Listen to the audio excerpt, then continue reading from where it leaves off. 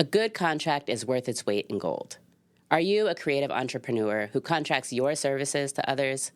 Well, listen up, because this is for you. The Smithers Law Group has created 14 master contracts specifically for creative entrepreneurs. These contracts are industry specific, they're fully customizable, and you only pay a one-time fee. This is so much better and more affordable than speaking with an attorney who's going to charge you an hourly consultation fee, and it's so much more secure than just Googling up your contract and hoping for the best. Find your fully customizable and industry-specific contract at stulawgroup.com. Search for the contract link. And don't forget to tell them that I sent you. This narrative around Black men and mental health, that it is not a path of healing for you, that it is not available, and not because of any other reason than like pride. I kind of think of it as the Black people's machismo.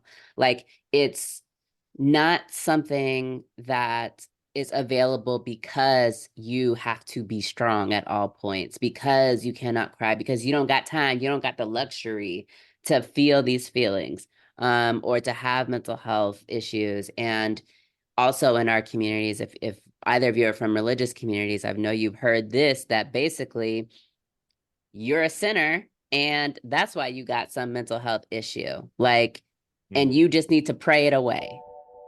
Repeat after me. I bring more than diversity. I bring irreplaceable perspectives. Hey friends, my name is Whitney and I'm the host of Impostrix Podcast, the show that validates professionals of color navigating imposter syndrome and racial toxicity in their career. Join us and be validated. You got this. Welcome, welcome, welcome. My name is Whitney Knox Lee. I am the host of Impostrix Podcast. I am excited to be here with you all, taking over Pandora awareness, YouTube, and all the other links that this is going to. I'm really excited to be co-hosting this conversation today with my friend Asher Wright.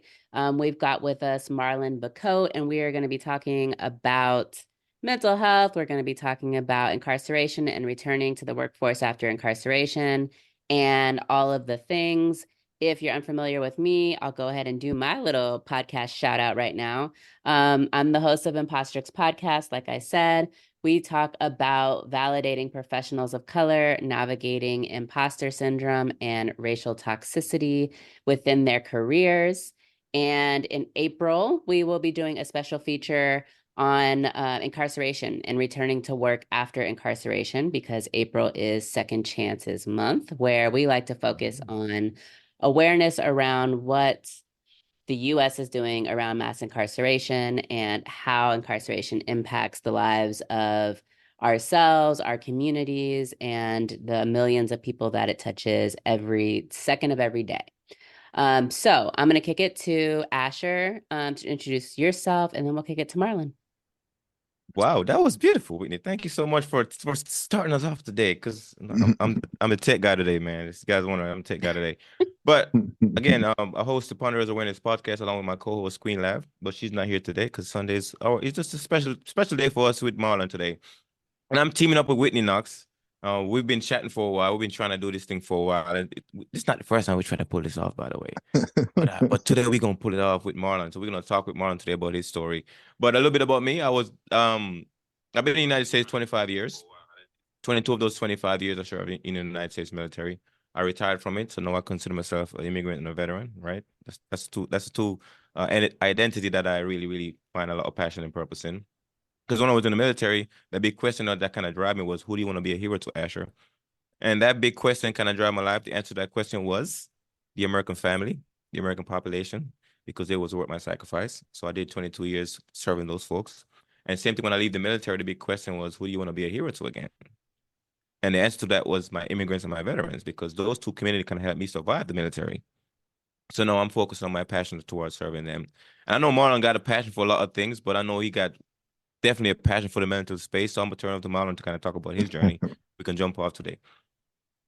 Hi, everyone. I'm Marlon Bacote, author of Lighting the Way, Hidden Treasures, found on Amazon Kindle. And I am a person who has experienced a great deal of mental health and substance use disorder issues over the past 30 years. During that time, as a peer, someone who was treated, misdiagnosed, abused, stigmatized, put down, incarcerated because of addiction. And I say that directly as a result of addiction. I spent a total of 25 years incarcerated for petty crimes to support my habit under old Virginia law. Real briefly, when George Floyd was murdered, there was a sweep of criminal justice reform across the country.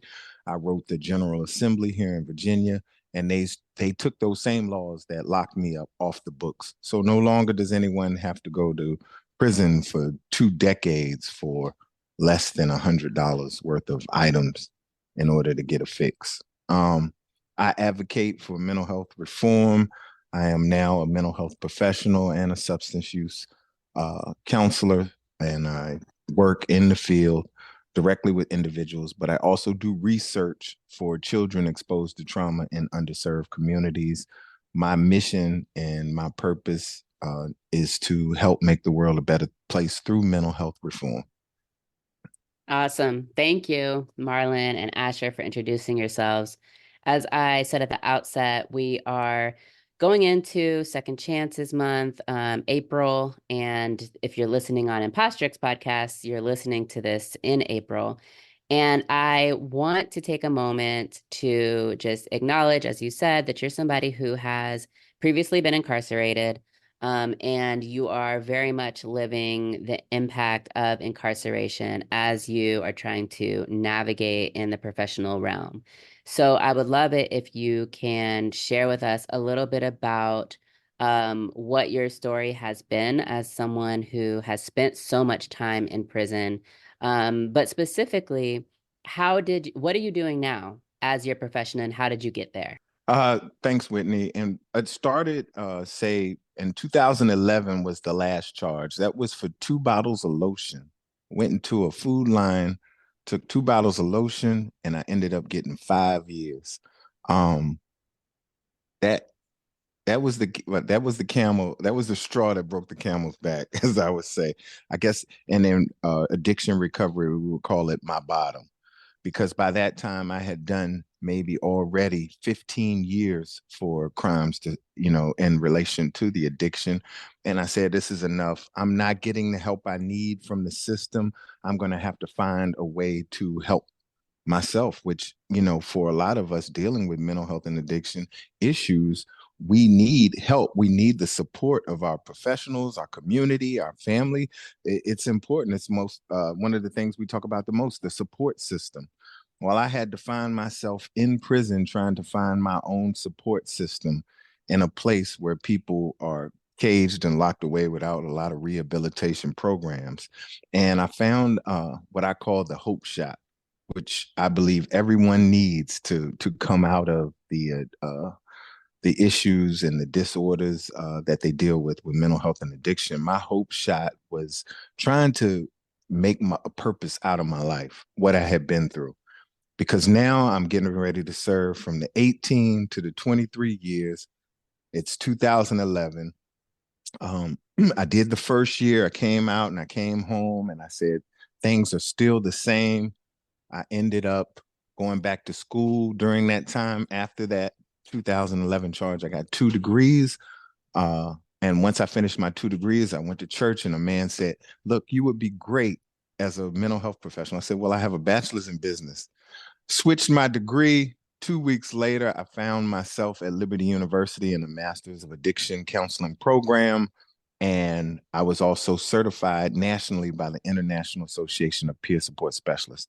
I got my first license. I went on to get another one with the Department of Health Professions. I obtained a qualified mental health professional license, and then I acquired a certified substance abuse counsel license. So I currently have 3 licenses with the Department of Health Professions. And before 2018, everything was going great. was violated for a technical violation, put back in prison for 2 years. But also during that time, Virginia started what we call barrier crimes, which we're hoping the governor signs off on a few of those bills this year, so that won't affect people like me anymore.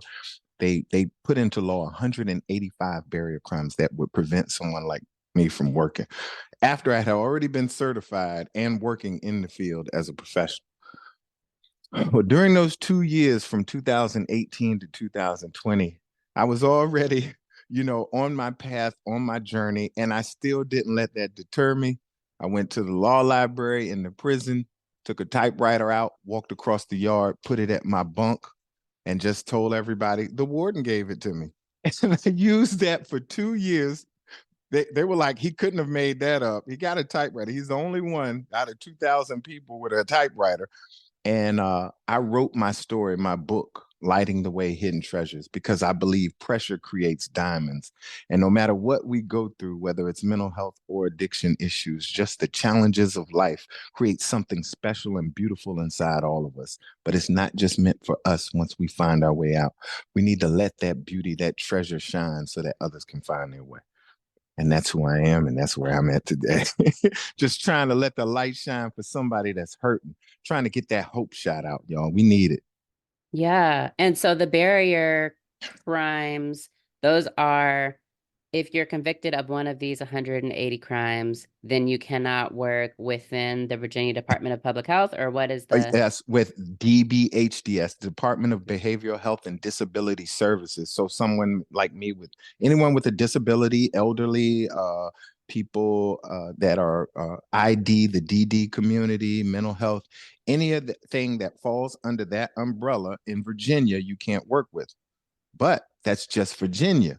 I was able to work here in Virginia at Richmond at the McShin Foundation under AmeriCorps, pass a federal background okay. check, get sworn in, worked a year there, New York, answering the 988 suicide crisis line. I could work anywhere outside the state or in Virginia, just not under the DBHDS umbrella, which covers mostly people with Medicaid. So I can work in Virginia for a private agency, but if I want to work for the state and deal with people lower income, Black people in lower income areas, I can't. I'm deemed ineligible because of the 185 barrier crimes. But it's not just that. That law that was put into effect has a 5-year clause, which I was taken off probation when I got out in 2020. But guess what? For the 2 bottles of lotion, I now have to wait until 5 years after 2020, after getting out of prison, to work with my licenses that the state gave me in Virginia with people with Medicaid.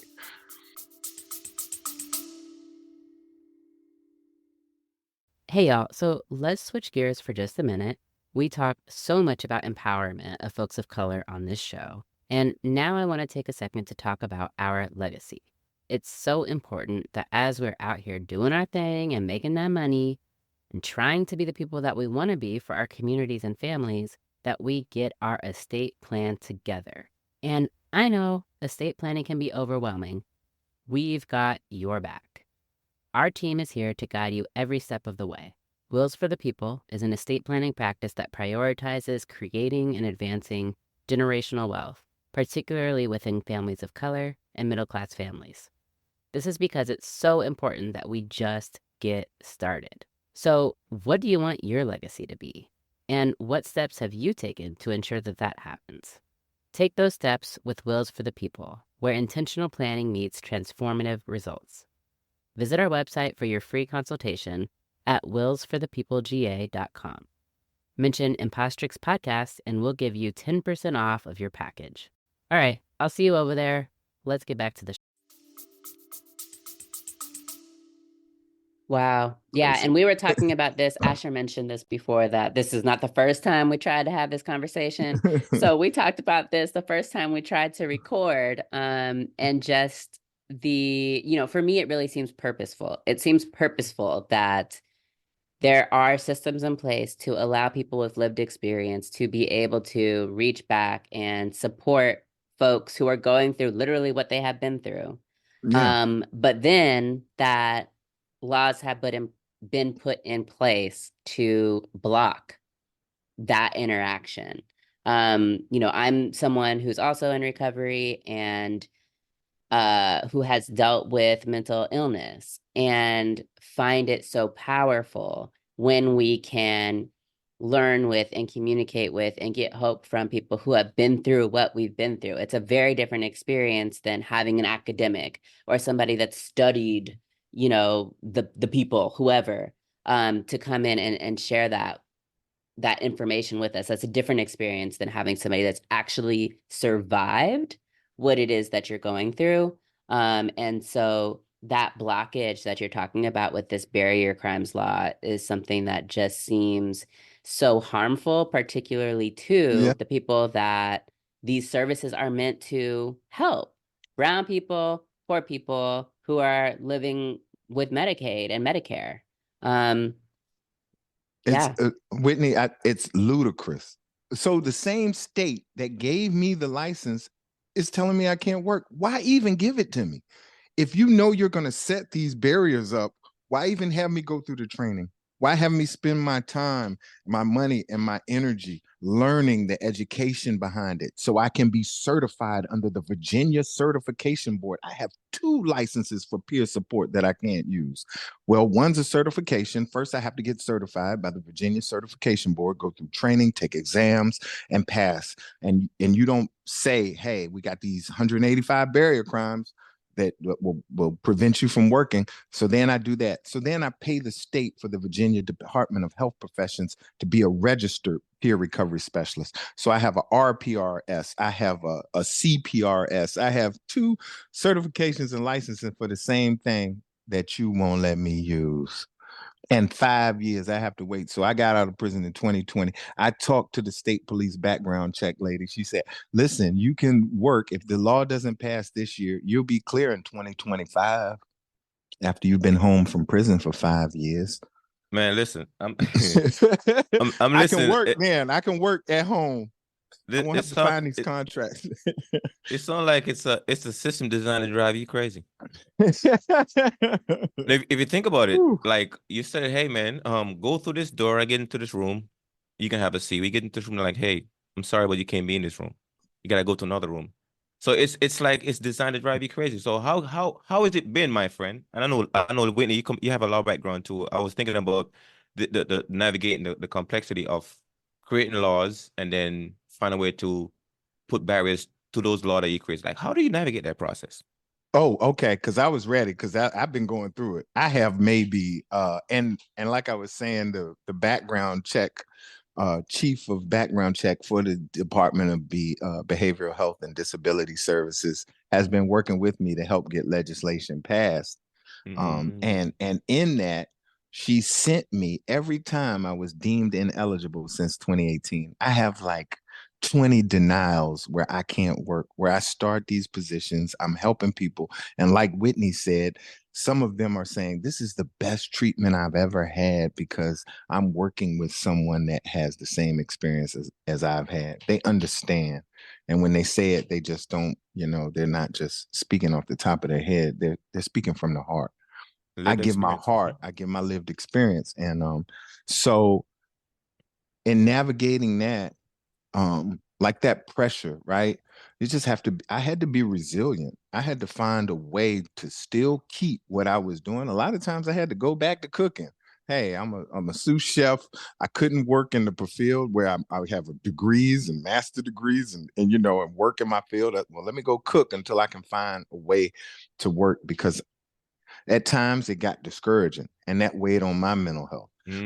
Being denied, starting these great jobs and then being told, hey, your background didn't pass because of that 2011, those 2 bottles of lotion. Could you imagine what that felt like? But I didn't let it get me down, right? And that's why I believe people who go through things have so much power and beauty inside of them. I found other ways. Like I said, I started picking up contracts with other states. I said, well, let me find some remote peer jobs. And maybe these remote jobs won't use the same criteria or the same licensing agency that Virginia uses. And that's how I began to work in the field. And that's how I work now. I'm a contractor until those laws pass. So You know what? I like the theme that Whitney kind of set for here, the second chance theme, because like we all need second chances, because we all gonna make mistakes, and sometimes the system, when we think about system, we think about values, laws, and principles, right? Or rules. That's what creates system, in order for you to break that system, you gotta change those rules. You gotta break those principles, go Yeah, find new principles, create different values, because oftentimes that's what you go against, not an individual, it's a system, and system will be based on those things. And it's difficult to think about it, because now who's supporting that system and who you gotta go against to really minimize that process. So right. very powerful.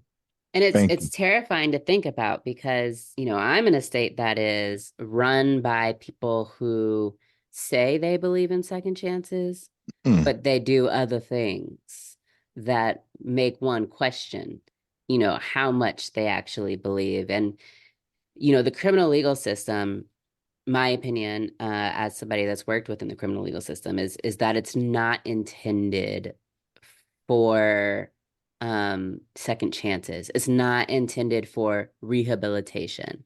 It's not intended for justice, at least not justice from the standpoint of poor people and of people of color.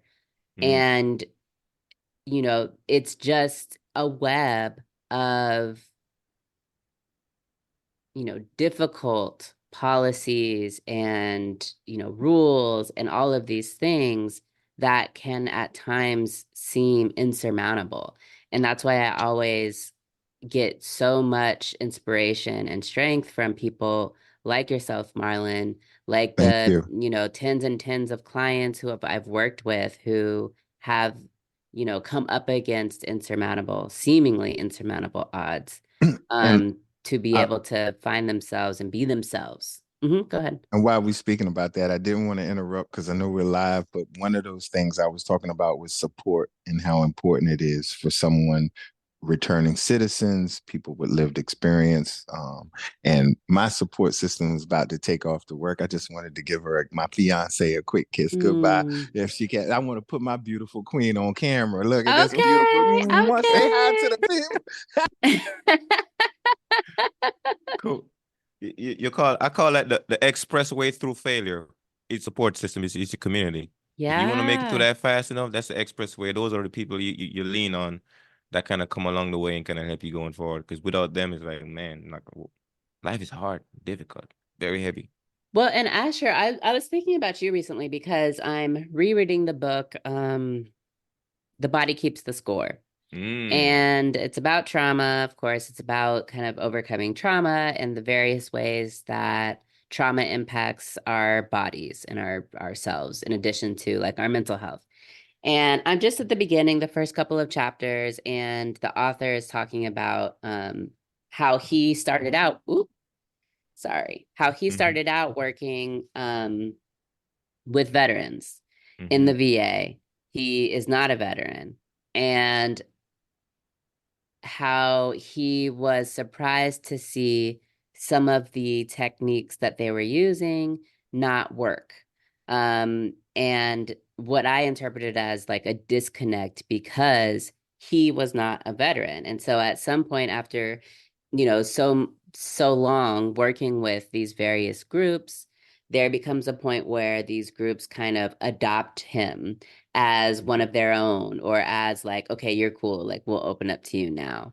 And I was thinking about you as a veteran, and as someone who cares deeply about mental well-being within the veterans and immigrant communities. And I wonder if you can share about your experience being a veteran and yourself kind of getting reacclimated to what life is like when you're not actively trying to protect the United States.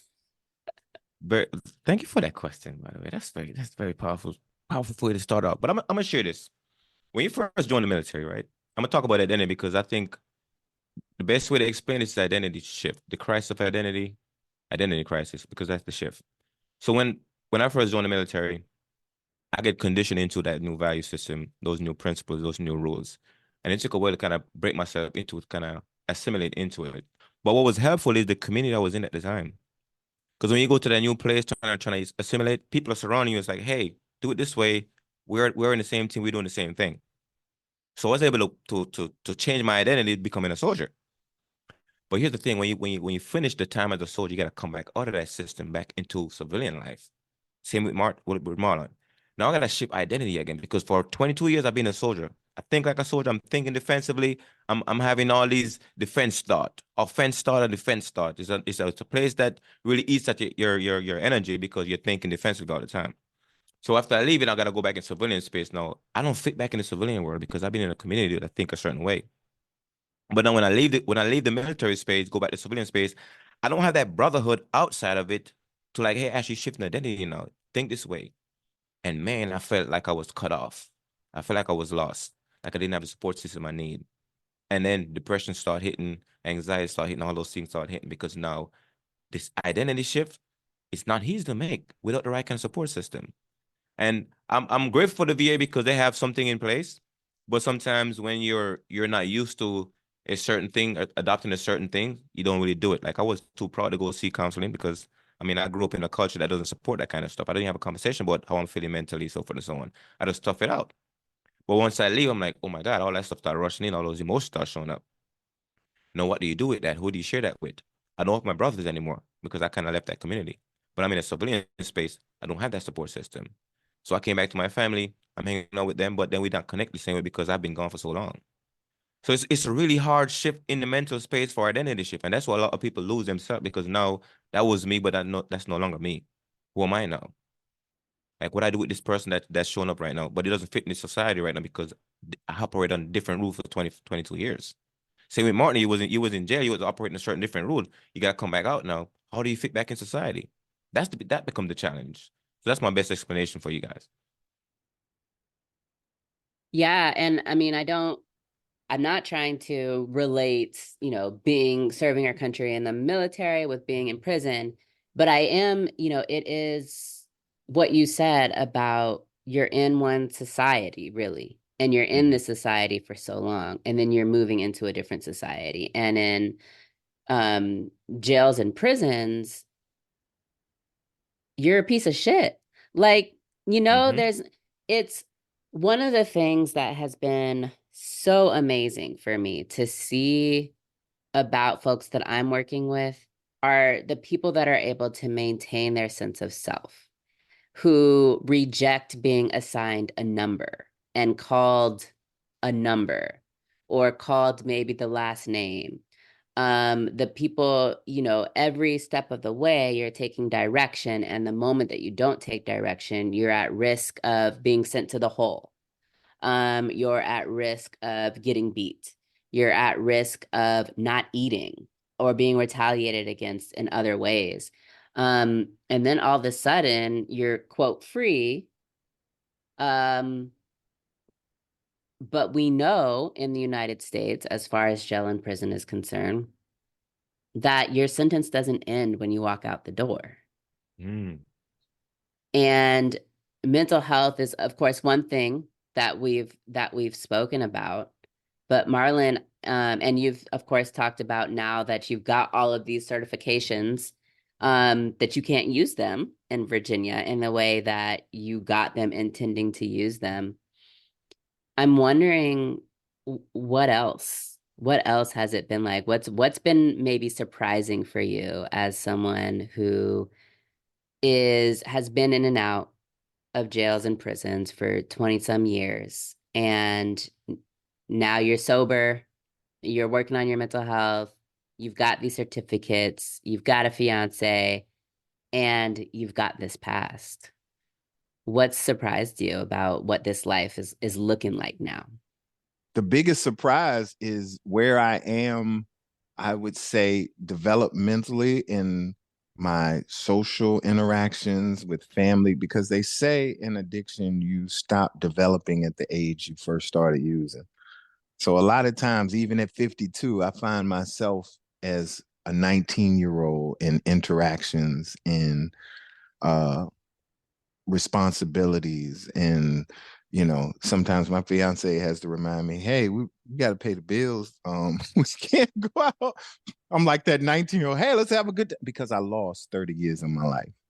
um and the culture was different. And even speaking on that, uh, I didn't change who I was. I was that 19-year-old that was full of life, going to college in Boston, who had a football injury and was introduced to the drug, but had dreams and aspirations of being a political science major, an ambassador to the United States in some Hispanic speaking country. So I would go to prisons and jails and in the street and in that other society of addiction, that addiction world, and try to be the ambassador. I'm the peacemaker. I would actually stop riots in prison. I'd be the one to say, hey, no, we're not going to have this, and step in. Yeah, I didn't change who I was. And a lot of times everywhere I went, people said, you don't belong here. You're different from everybody else. And I knew it. I just had to find the strength to be that person and let that person live and develop in a society, like you said, that didn't accept him because of the addiction. Now I have the felony, and all of these things that stacked up against me as a Black man in America. Um, and I never wanted it to. Like I said, I had parents that pushed me to say, push through. And that if I got anything from them, it was to never give up. And so I never gave up on myself, but I had to learn to take the mask off. We talk about that in addiction recovery. Take the mask off, uh, be transparent, expose yourself. But it's so hard, like you were saying, Asher, in a community and in a home where the stigma is it's not accepted. You're the man, be strong, don't expose any weakness. This society has built around men don't cry and things like that. And we've got to get rid of all of that because everybody's hurting. Even children are hurting. And we've been teaching these children these things about what a man should look like. They see it on social media, they see it displayed on the media. And it's taught to them about the how a man should be, but then at the same time, they're not taught how to love each other. I was just speaking to someone about, how people put up emasculating uh, quotes and images and memes about men and society, but yet we want our young boys to respect each other. But at the same time, we put down the man who's they're the image of. So it's a lot to fight against, and that's why I thank you too for your podcast. It's things like this that help get out the word of hope, the word of love, and the word of change, reform. And again, shout out. I forgot to shout out when I was talking about the Virginia law changing. I have to shout out two agencies or societies here in Virginia that are helping make that. One around the nation is called Reform Alliance. Shout out to Reform. If y'all don't know, they're on social media. Reform is doing big things. Whitney, have you heard of Reform Alliance? No, I haven't. Oh, wow. Yeah. Go Instagram, Facebook, Reform. It's the black. You'll see me in their t-shirt somewhere. It's the white letters, Reform Alliance. They're making changes. They actually have two bills in the House here in Virginia, and they go nationwide making change for probation.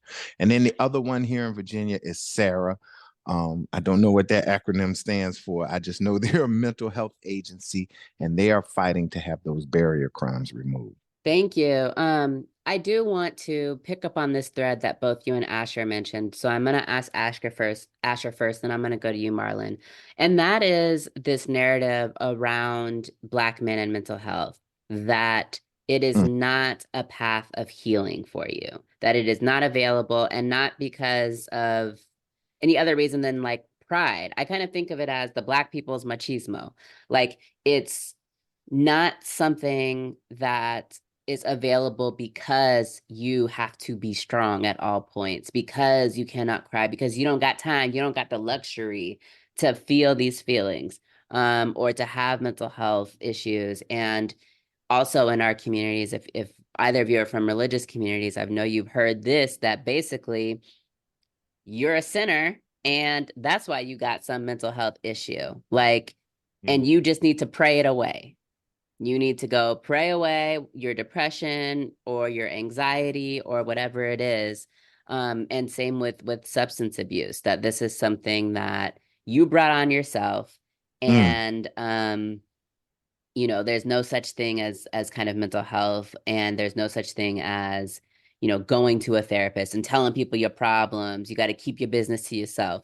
I wonder for both of you, how you came to find support through mental wellness and the various, whether that was therapy and counseling or support groups or medication or whatever it was. I wonder, what was that breaking point for you where you had to think beyond these narratives that were told in communities of color around mental health, so that you could start your own healing? The reason why I started going counseling. I didn't do it in the military. I didn't do much of it. And I got home, hanging out with my sister. She actually close by right now too, but she was like, "Actually, you're not the same." I'm like, ah. I'm like, okay, well, let me go talk to somebody. So I started having a conversation right now with my therapist. I started going to a therapist, kind of talk. And there's a lot of things that's happening in my life. I'm gonna talk about this one area that I really wanna work on myself is sleep. I don't sleep well. And that's because I used to get a lot of nightmares back in the day before I like back in 2008, because I've been deployments like 5 times already since I'm older my 22 years.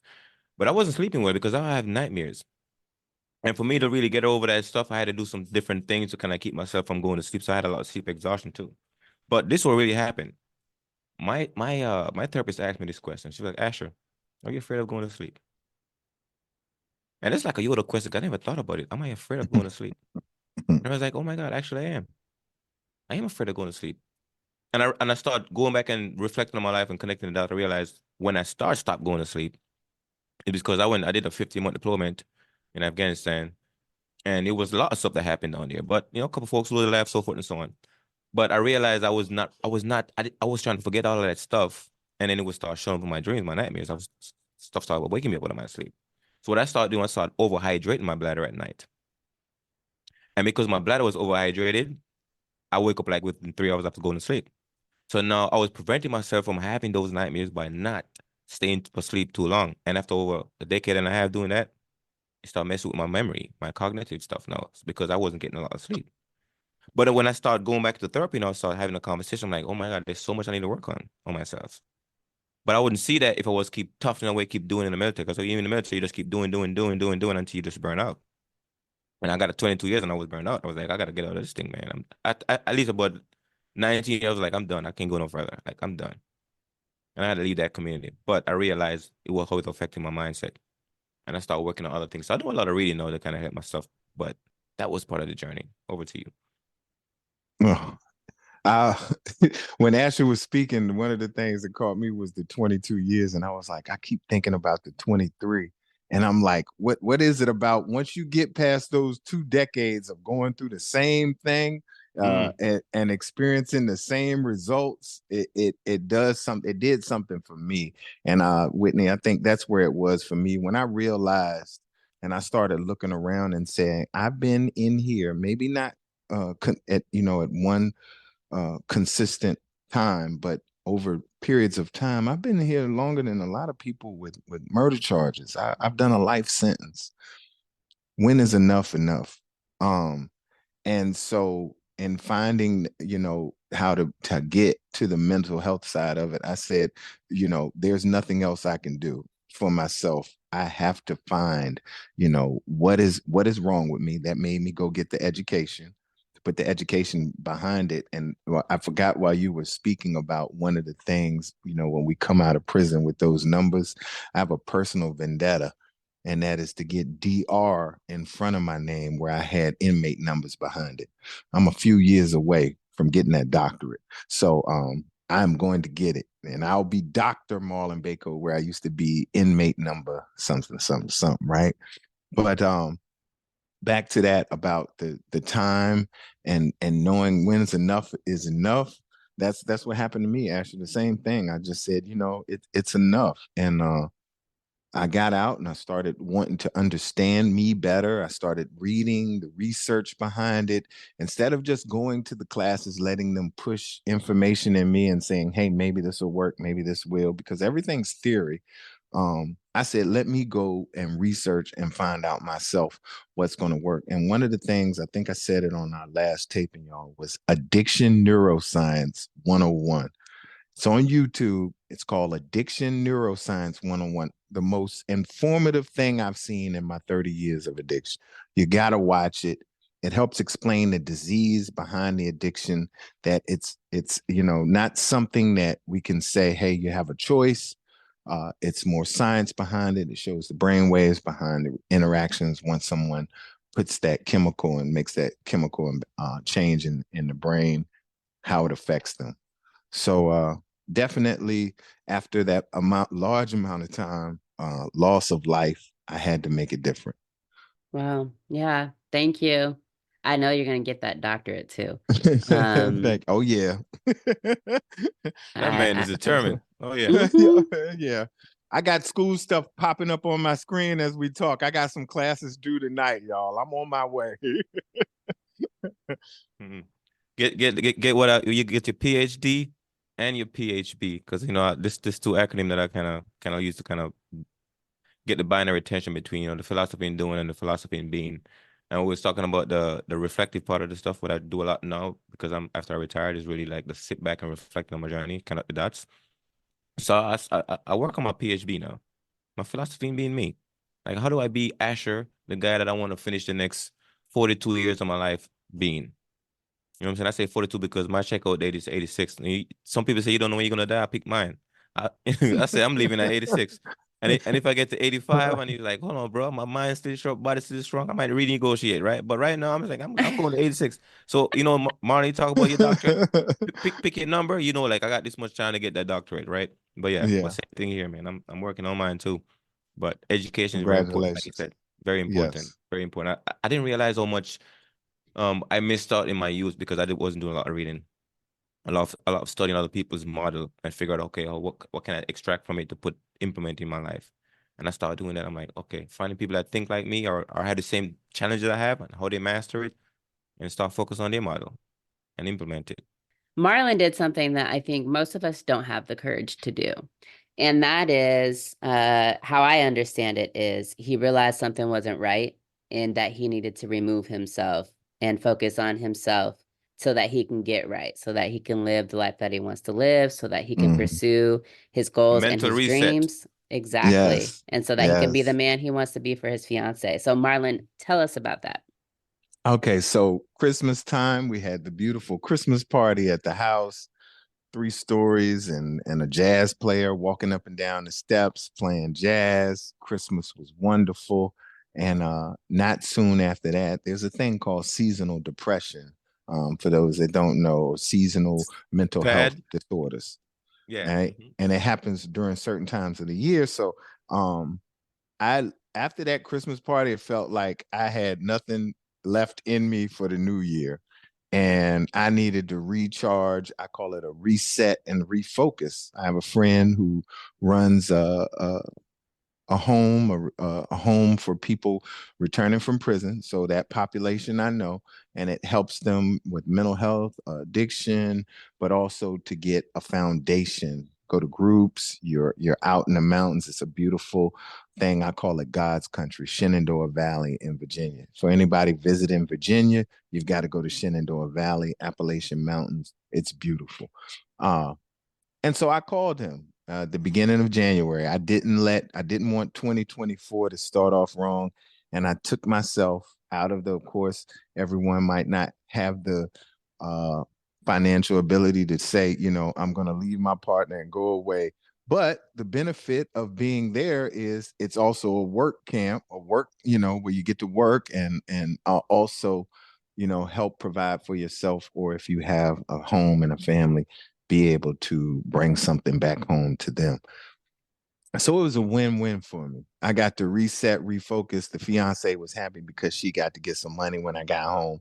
Um, and so I did it. And like I said, it was the best thing I could have done for this year. I'm starting this year out strong. I have a great foundation.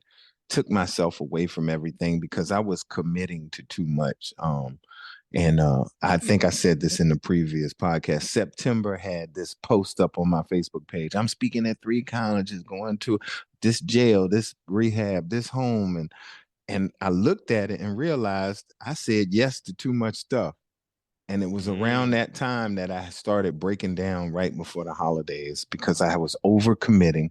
I didn't know how to say no. And that's something for someone dealing with substance use, mental health addiction, the guilt and shame, it will destroy. It will destroy me. It will destroy us. So we have to be careful that we're not operating out of that guilt and shame, even for the time being incarcerated and away from home, or serving time for our country and being away from our families and overcommitting and saying yes to family when we get home and doing too much because hey, we took an oath to do something else, or we had a disease that was holding us back from doing what we should have been doing. Mm. I can so relate to the overextending. And Tell us about that, Whitney. Tell us about that. man, when I say that I'm in the season of no right now, Mm. um, and I say that, but as I say that, I'm also actively working to get a second business off the ground. So, like, but it is, I do have to recognize frequently where I am overextended. And so now I've started doing a new practice, which is looking at my calendar every Sunday. If there is, if something has not been scheduled for the week by Sunday, I'm not scheduling it for the week. I'm scheduling it for the week after. And that's because by the time my Sunday comes, my weeks are still, 3, 4, 5 meetings a day, which is too much. I can't speak that much in a day. And with podcasting in particular, I've had to learn how to balance different types of engagements so that I'm not doing too much of one thing. I'm not talking too much today, or I'm not up and moving around too much today. So it's been a journey trying to find the balance, but I've definitely, in season 1 of my podcast, I had an episode where I talked about my anxiety and my overwhelm. I had stopped taking my medication. I don't, it ran out and I just wasn't paying attention to it. And I'd taken anti-anxiety medication. I've taken it since my second child was born because I started taking it for postpartum depression. He's now 3. And I was kind of just like, do I even really need this anymore? Like, I'm not sure. I'm not certain that I need this. So I stopped taking this medication because it ran out and I just didn't care to get it refilled. I was also experiencing a tough situation at work. I was also getting the podcast off the ground and staying up into the wee hours to edit videos and edit audio. Long story short, I started having vertigo. I started Mm. having, my skin was literally crawling. Like it was crawling, it was itchy. I have eczema, my eczema flared up.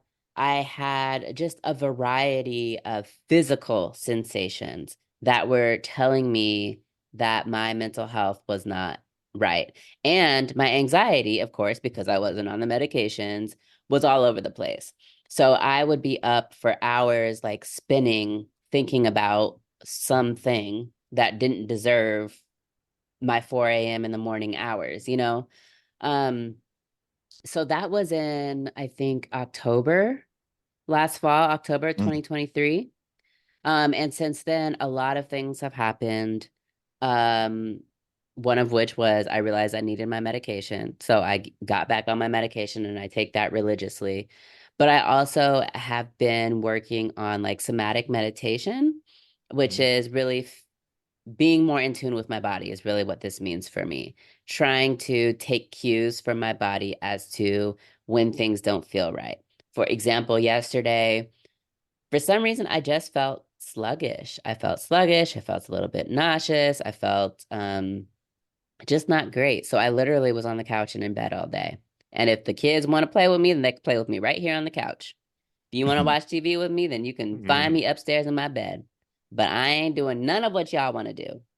Um, and that has been, it still is extremely difficult for me to take the time, to take the space to practice like actual self-care, as opposed to the every now and again getting my nails done, or Mm. every now and then going to a coffee shop and having time with myself. Like I am needing to practice things on almost a daily basis, and it'll look different from day to day. Like Sundays, it'll be looking at my calendar. Mondays, it'll be somatic meditation. Tuesdays, it might be reevaluating my calendar for the week and seeing, just taking a second to see how I feel. It might mean ordering out dinner because I don't have it in me to cook today and allowing myself the grace to do that. And I think really what the season has been about has been adaptation and flexibility for the sake of guarding my self-care, my mental wellness, acknowledging that I am human and cannot do all of the things. So Asher, what about you? What are some things that you do to take care of And, yourself when you get and there? And I wanted to ask Asher before he went on because I made the mistake of speaking for him about coming home and having the guilt and shame to do all these things. I don't know if that was the case, but Asher, if you want to speak on that, let me know if I was correct or did I give a good assumption of what happened when after your service and then you were back around family again. The one of the biggest thing was for me was not to let my family down. That's one of the biggest thing that used to drive me when I was in. Is letting my mom down, especially because she had 9 kids. She got us off the island of Jamaica to America. And, you know, we all go through a lot of stuff. So I was like, every time I get in trouble, I used to get in trouble in the military too, right? I'm like, oh man, if my mom know what I'm doing right now, she would not be happy. Would not, she would, so definitely there was always the mom guilt on you, like not letting your mom down, right? Your parents, so Yeah. on and so forth and so on. But like when I came back home too, same thing. Yes, I've been gone. I haven't seen a lot of my family a lot over the years. And I don't remember a lot of things either because I haven't done a lot of conversation with them where like they all go to memory lane, they get together, go to memory lane, go back home and visit the past. I haven't done a lot of that. So I forget a lot of that stuff. Like, hey, Ash, do you remember this? I'm like, no, I don't remember it. Because I've been gone so long. So that part was kind of challenging too. So I'm here trying to get my history back, like erase some of this mystery about my history because I don't remember it. And they know it because they've been talking about it longer than I have. But the question for Whitney, what was your question again, Whitney? What does self-care look like for you? Like, how do Oh, you, because we talked about that Marlon just took himself out of a situation for this reset. And I have various things that I try and do. mm, I'm not perfect. So Asher, what do you do? What works for you? the the short answer is I do a lot of reading. I do a lot of reading or listen to books because that helps my mind because for some reason I'm cursed with the lack of sleep, the sleep exhaustion piece right now. I don't really sleep much. Like I'm just gonna be honest. I don't get a lot of sleep. So my mind is always turned about thinking about something. And I think I'm cursed. I think I might be able to relieve my curse back in 2026. I think that's the date I'm able to get over this thing. But right now, I have this so much energy and passion for the learning space that I'm just learning so much stuff. I can't turn my mind off. So I know I'm just only sleeping for so many hours, but I'm gonna focus on that. But after that, after I get to that process, then I can move in that space. But what I need now is sleep. I need sleep. I'm not getting it, but I know I'll get it eventually. So as far as me taking care of myself, I'm not doing a great of a job doing that right now. I would say I'm not doing a great of a job. Not doing a great of a job. But I'm really But keeping you're my honest right. about it at least. Yeah, yeah. So I'm working the mental piece. That's also I'm working the mental health piece. Big part. So Marlon, where Uh-huh. can folks find you if they want to connect with you? Yes, please. Marlon Bacote on Facebook, LinkedIn, Bacote Marlon on Instagram, TikTok, one of those Marlon Bacotes. You type in my name, you're gonna find me. MarlonBacote. I'm on all social media platforms. My book, Lighting the Way, Hidden Treasures, is on Amazon Kindle. Thank you, Whitney, and thank you, Asher, for this time to share my story. And I hope I inspired someone. And a quick message to the family members, the mothers, the spouses, the siblings, just the friends of people suffering uh, because someone has an addiction or mental health issue. There is hope. Never give up on that person because I am one who lived through it. And right before my mother stroked, I was clean and sober, and I was the one that went to hospital and signed that paper so she could live another 2 years. Nobody else was available except for the one who had been in the street and been in prison dealing with drugs. So there's hope. Mm. Don't give up, y'all. Love y'all. Spread hope. Thank you. And Asher, Yeah. how about you? I know we're on your platform right now, but where can folks who are listening, maybe on Impostrix podcast, where can they find you? Oh yeah. So lifechangingwisdom.com. Don't put the www. Just livechangingwisdom.com. Just search me. You find me out there in the world. That's my coaching platform. And I'm on Instagram, asher.ra.sta. Trying to build that platform too. And Asher Wright on Facebook and LinkedIn. And Awesome. also, yeah, I just want to leave a quick inspiration here because Marlon talked about lighting the way and the treasure and the trauma and so forth and so on. And this is something I keep telling myself. I am too selfish with my trauma to have you visit them. But I'm very generous with my treasures too, so I choose to share them with you.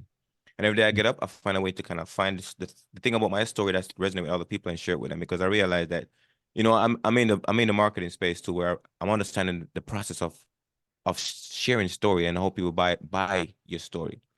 I was talking to my partner. She was saying, Asher, don't try to sell the product. No, talk about the story, your experience with it, because that's what people buy. So when people understand your experience with that product or service, they're like, oh my God, I want that same story for myself too. And they're going to get the product. They're going to get the person. They're going to connect with that thing that gave that person that story so they can buy into that story because they want that story for themselves. I'm like, oh my God. So now, say with other people, you have your own story and other people want to buy into your story. But how you sell it is by sharing it. You gotta share with other people so people can understand it because they see themselves in you. Like I'm looking for people that I see myself in based on my identities that I see in the world. I look for other people that reflect the same thing and I study them. Master their model and their tools. And my life become a lot better. Over to you, Whitney. Thank you. Thank Yes. you. So, folks interested in listening to Impostrix podcast, you can find me at www.impostrixpodcast.com. Impostrix spelled IMPOSTRIX podcast.com. I'm also on Instagram, TikTok, all the social medias. And I have, hopefully by the time I release this episode, I will have started another business and we'll be able to tell y'all about that. I got lots of good things planned, so stay Congratulations. tuned. Thank Oh you. yeah, Thank congratulations. you. Thank you. All right, y'all. Until next time, be validated. All right. Deuces, y'all. Thanks so much for joining me for this conversation. I hope that you got as much out of it as I did. Feel free to continue the conversation with us over on Facebook at the Impostrix Podcast Validating Space.